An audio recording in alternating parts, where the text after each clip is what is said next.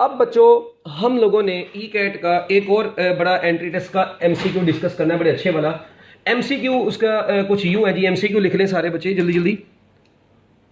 A 1 kg ball is moving in the same direction. A 1 kg ball is moving in same direction at 8 meter per second speed, hits a 4 kg ball at 6 meter per second in the same direction। उसी direction में, दोनों same direction में जा रही हैं। Okay good है, अच्छी बात है। जाइए हमें क्या लगे है। अच्छा आगे, assume that 1 kg ball stops. Assume that 1 kg body, बच्चों क्या हो गई, 1 kg बॉल, सॉरी बॉडी लिख दिया, बॉल है ठीक है, स्टॉप हो जाती है आफ्टर कोलिजन। कोलिजन के बाद ये 1 किलोग्राम वाली बॉडी क्या हो गई है बच्चों, स्टॉप हो गई है। What will be the velocity after collision of 4 kg ball if 1 kg ball stops? ये law of conservation of momentum से रिलेटेड भी कई एमसीक्यूज देखे गए हैं वहां पर पेपर में। चलें जी, अब बताएं, 1 किलोग्राम की बॉल है जी, वो 8 मीटर पर सेकंड की स्पीड से मूव कर रही है। 4 kg 6 मीटर पर सेकंड की स्पीड से मूव कर रही है। 1 kg वाली टकराने के बाद रेस्ट पर आ गई है। तो कहते हैं जी 4 kg वाले बॉल की क्या बतानी है आपने, वेलोसिटी बतानी है। ऑप्शन है इसकी जी 10, 0, 8, 12। ऑप्शन क्या है जी, 10 मीटर पर सेकंड। बी ऑप्शन लिख लें 0 मीटर पर सेकंड, ओहो 0 मीटर पर सेकंड। चार्ली ऑप्शन लिख लें 8 मीटर पर सेकंड। और बच्चों डेल्टा ऑप्शन लिख लें 12 मीटर पर सेकंड। ये नहीं, ये आपके पास ऑप्शंस आ गई हैं। अब बताएं जल्दी जल्दी आंसर। अब बच्चों जरा आप लोग गौर से देखें, हम इसकी सबसे पहले ना डायग्राम ड्रॉ करते हैं। जारी बात है पेपर में आपके पास इतना टाइम नहीं होता कि आप बड़े ज़बरदस्त तरीके से पहले वहाँ पे chillmol.com में डाटा की हेडिंग बनाएं, फिर फार्मूले की हेडिंग बनाएं, फिर सोल्यूशन की हेडिंग बनाएं, उसके बाद आंसर को डब्बे में पैक करें। ठीक है ना, ये तो हम यहाँ पर बस वैसे ही कर रहे हैं, मतलब आपको समझाने के लिए मैं ये लिख रहा हूँ सारा कुछ। अच्छा जी, 1 किलोग्राम वाली बॉल है, वो मूव कर रही है जी 8 मीटर पर सेकेंड की स्पीड से। ओके, दूसरी है जी 4 किलोग्राम वाली बॉल, वो मूव कर रही है जी 6 मीटर पर सेकेंड की स्पीड पे।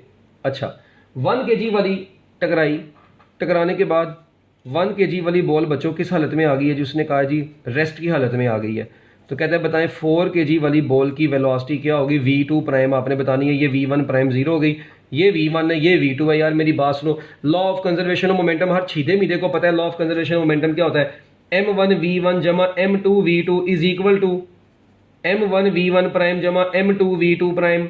अब मेरी बात सुनो, m1 v1 जमा m2 v2, हाँ m1 कितना है 1, v1 कितना है 8, m2 कितना है 4, v2 कितना है 6 इज इक्वल टू, अब ये तो 0 हो जानी है v1 प्राइम वाली, जमा 4 इंटू v2 प्राइम, ये बचा। तो ये कितना बन गया 8 जमा 24 इज इक्वल टू 4v2। 24 जमा 8 कितना होता है 32, 32/4 कितना होता है 8 होता है। तो लें जी, आप लोगों का आंसर कितना आ गया जी 8 मीटर पर सेकंड। माशाल्लाह कई दफ़ा ई कैट में ऐसे एमसीक्यूज भी आ जाते हैं आसान आसान। ये मुश्किल तो नहीं था ना, ये इससे रिलेटेड तो आपकी टेक्स्ट बुक के अंदर न्यूमेरिकल्स भी हैं, law of conservation of momentum से रिलेटेड। तो बस आप लोगों ने बड़े आसान तरीके से मतलब इसको बड़ा क्वेश्चन को गौर से मतलब पढ़ें बस एक मरतबा। आप जब क्वेश्चन पढ़े हो तो उसको ऐसे पढ़ें कि बस एक मरतबा पढ़ने की जरूरत पड़े। कुछ बच्चे क्या काम करते हैं, अच्छा पहले कहते हैं चल ठीक है कोई नहीं एक बार क्वेश्चन पढ़ते हैं, अच्छा फिर थोड़ी सी तसल्ली हुई, फिर दूसरी बार पढ़ते हैं, अच्छा कहते हैं अच्छा ये है, थोड़ी सी और तसल्ली, लो जी उतनी देर में जो है ना बस देखते हैं टाइम, तो टाइम इनको पेपर में बाद में बचे कोई नहीं होता इनके पास। तो आप लोगों ने क्वेश्चन को जब पढ़ना है उसको इतना केयरफुली पढ़ना है कि आपको दोबारा पढ़ने की जरूरत ना पड़े। और ई कैट में खास तौर पे अगर आप लोगों को पता चल रहा है कि यार ये एमसीक्यू बहुत लंबा हो गया, टाइम ले रहा है, उसको छोड़ दें वहीं पे, आगे चलें आप लोग। आप लोगों को जरूरत नहीं है कि एक एमसीक्यू के ऊपर 2-2 3-3 मिनट लगाने की। जो आपको नहीं हो रहा आपसे, जो आपको डिफिकल्ट लग रहा है, आप वहीं पे छोड़ें, आगे निकलें। आपको जरूरत नहीं है उस एमसीक्यू के ऊपर टाइम खपाने की, अपना सर खपाने की। ये law of conservation of momentum से ही रिलेटेड बच्चों काफ़ी एमसीक्यूज आते हैं। आप ये देखें, ये एक एमसीक्यू ऐसा है ना, अब मैंने कई मतलब पेपर्स में देखा है, वो एमसीक्यू एक ऐसा भी आता है कि 2 बॉल्स हैं, एक इधर को आ रही है, एक इधर को आ रही है, M1, ये M1 है, ये M2 मैस है, इसकी वेलोसिटी V1 है, इसकी वेलोसिटी V2 है, और टकराने के बाद M1 जो है वो इधर को जा रही है और M2 इधर को जा रही है। अच्छा, और ये वेलोसिटी V1 प्राइम है M1 की, और ये वेलोसिटी है V2 प्राइम M2 की। अब इसके ऐसे केस में law of conservation of momentum की इक्वेशन जो है ना वो थोड़ी चेंज हो जाती है। इस केस में law of conservation of momentum की इक्वेशन बनती है M1 V1, सॉरी प्राइम ऐसे लगा दिया मैंने, ये बनती है M1 V1 minus M2 V2 is equal to M1 V1 prime minus M2 V2 prime. अब ये देखें अब फर्क, अब आप लोग देखें पहले क्या था कि दोनों बॉल्स सेम डायरेक्शन में जा रही थी। ये दोनों बॉल्स की डायरेक्शन क्या है, ये एक दूसरे की तरफ आ रही है और एक दूसरे से अवे जा रही हैं। यहां पर देखें टकराने से पहले जो डायरेक्शन थी, टकराने के बाद भी वही है। इस केस में हमारी जो बुक में इक्वेशन लिखी है वो है, मगर अगर इस डायरेक्शन में आ रही है और टकराने के बाद ऐसे वापस जा रही है, फिर law of conservation of momentum की इक्वेशन में माइनस का साइन आता है इनके साथ। ये बड़ी इंपॉर्टेंट चीज है। अब बच्चे इसमें बड़ी गड़बड़ कर जाते हैं कई दफा पेपर के अंदर बैठ के ना, कंफ्यूज हो जाते हैं इस चीज पे। तो आप लोगों ने इस चीज पे कंफ्यूज नहीं होना, आप लोगों ने देख लेना कि उसने किस क्वेश्चन को मतलब किस सेंस में बोला हुआ है। ठीक हो गया। Elastic collision in one dimension के जो स्पेशल केसेस है ना, वो भी आप लोगों ने बड़े अच्छे तरीके से कर लेने हैं। उन स्पेशल केसेस में से भी एमसीक्यू पूछा जा सकता है कि अगर एक लाइटर बॉल जो है वो किसी हैवियर बॉल से टकराती है, तो टकराने के बाद दो लाइटर बॉल की वेलोसिटी के ऊपर क्या फर्क पड़ेगा, हैवी की वेलोसिटी के ऊपर क्या फर्क पड़ेगा, वो जो है ना केसेस वगैरह, वो आप लोगों ने थोड़े बहुत याद कर लेने हैं। ठीक है। अगर आप कहते हैं तो बल्कि मैं आप लोगों को 2 मिनट लगा के बता ही देता हूँ। ये देखें उसका टेबल कुछ एक मिनट पीछे कीजिएगा सर, एक सेकंड पीछे जल्दी देखो मेरा पुत्र, इसको जल्दी जल्दी जल्दी टाइम नहीं है। ये जो जीरो है ये बता दें कैसे, ये जो जीरो है दूसरी लाइन में। पुत्र देखो ना, ये उसने आपको बोल दिया था कि टकराने के बाद जो 1 kg वाली बॉल है वो रेस्ट पर आ गई है। इट मींस ये V1 प्राइम 0 हो गया, और M2 कितना है 4 है, और V2 प्राइम हमने मालूम करना है। तो ये 0 होने की वजह से ये पूरी चीज 0 हो गई। ठीक है, ओके सर। अच्छा बच्चों, अब स्पेशल केसेस में हम लोगों ने क्या काम करना है जी, elastic collision in one dimension में।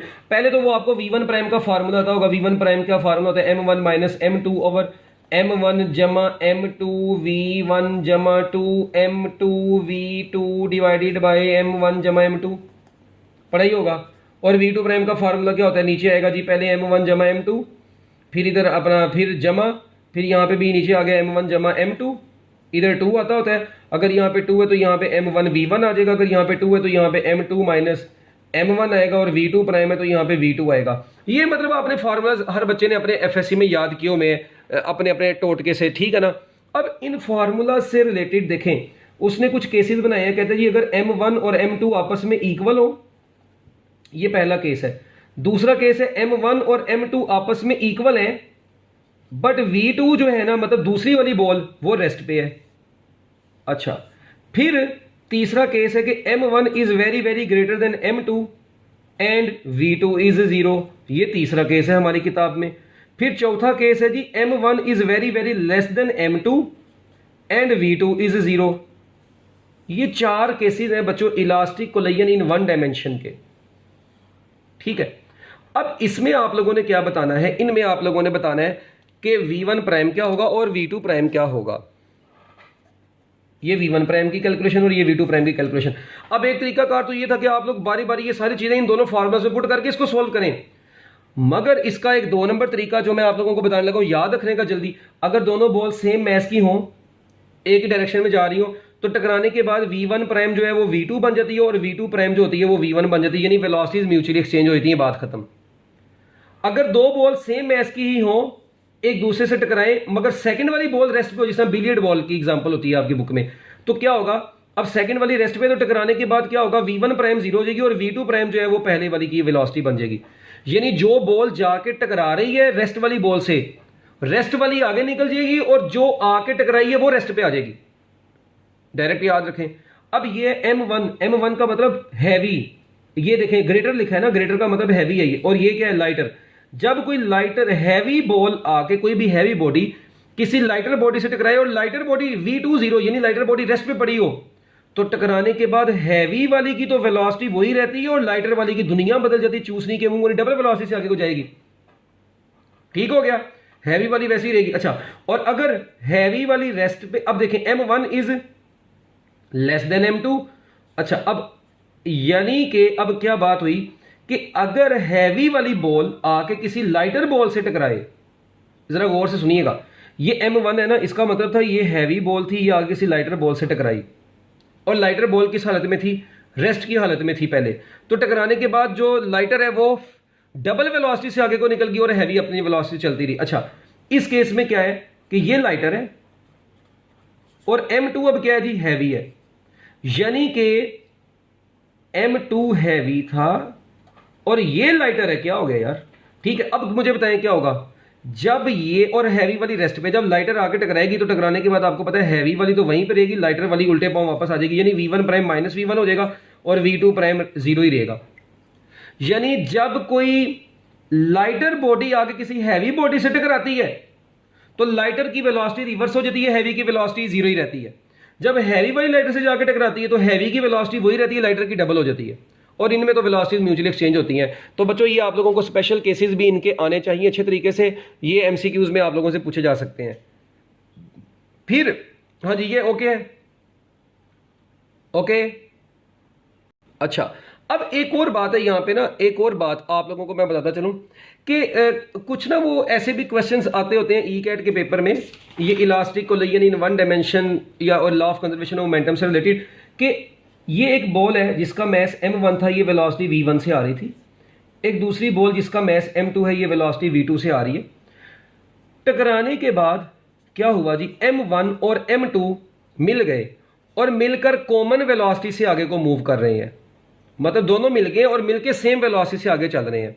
उनकी कॉमन वेलोसिटी क्या होगी, अब इधर law of conservation of momentum लगाएं, M1 V1 जमा M2 V2 is equal to, ये बनेगा M1 जमा M2 इंटू V। तो अगर मैंने कॉमन वेलोसिटी निकालनी है तो वो होगी M1 V1 जमा M2 V2 divided by M1 जमा M2। अब आप लोग डायरेक्ट ये कॉमन वेलोसिटी कैलकुलेट करने का फॉर्मूला भी याद रख सकते हैं, दोनों बॉडीज का मोमेंटम। ठीक है, अब वो आपकी बुक में कार और ट्रक वाली भी एग्जांपल है, तो वो आप कॉमन वेलोसिटी जब भी कैलकुलेट करनी हो तो आप लोग इस फार्मूले से कैलकुलेट कर सकते हैं। और फिर आप लोगों को इसके अलावा कोलिजन के अंदर वो आप लोग पढ़ते हैं, कोलिजन दो तरह की होती है। कोलिजन कितनी तरह की होती है जी, दो तरह की होती है, एक होती है इलास्टिक कोलिजन और एक कौन सी होती है, एक होती है इन इलास्टिक कोलिजन। अच्छा, अब जो इलास्टिक कोलिजन होती है, ऐसी कोलिजन जिसमें काइनेटिक एनर्जी बिफोर कोलिजन और आफ्टर कोलिजन कांस्टेंट रहती है, ऐसी कोलिजन जिसमें मोमेंटम कांस्टेंट रहता है, ऐसी कोलिजन जिसमें टोटल एनर्जी क्या रहती है जी, कांस्टेंट रहती है। This type of collision is known as elastic collision. अच्छा, इन इलास्टिक कोलिजन में क्या होता है, kinetic energy is not conserved but total momentum is constant, total energy is constant. यानी दोनों में मेजर फर्क किसकी वजह से है, बस काइनेटिक एनर्जी की वजह से बस मेजर फर्क है, बाकी कोई फर्क नहीं है। इलास्टिक कोलिजन में यानी in every type of collision momentum and total energy remains constant but the difference between elastic and inelastic collision is only due to kinetic energy. बस ये कुछ इंपॉर्टेंट चीजें हैं जो कि आप लोगों को बड़े अच्छे तरीके से पता होनी चाहिए। और आपको पता है कि ये वाली जो है ना, मतलब कॉमन वेलोसिटी फाइंड आउट करनी है, इसका ये भी आता है कि अगर दो बॉडीज हैं वो जा रही हैं टकराने से पहले डिफरेंट वेलोसिटी, टकराने के बाद स्टिकअप हो गई, एक दूसरे से जुड़ गई हैं एक दूसरे के साथ, तो उनकी कॉमन वेलोसिटी इस तरीके से फाइंड आउट करनी है। इसको हम लोग बोलते हैं परफेक्टली इन इलास्टिक कोलिजन, मतलब सारी एनर्जी उनकी ओवरऑल एक दूसरे में आ गई है ना, परफेक्टली इन इलास्टिक कोलिजन भी उसको बोलते हैं। ठीक है, जिसमें वो ओवरऑल एक दूसरे मिल गई, तो कहते हैं बताओ अब उनकी कॉमन वेलोसिटी क्या होगी, तो आप लोग ये वाला फार्मूला यूज करके उसकी कॉमन वेलोसिटी भी निकाल सकते हैं। तो ऐसे एमसीक्यू भी पेपर में आने के चांसेस हैं।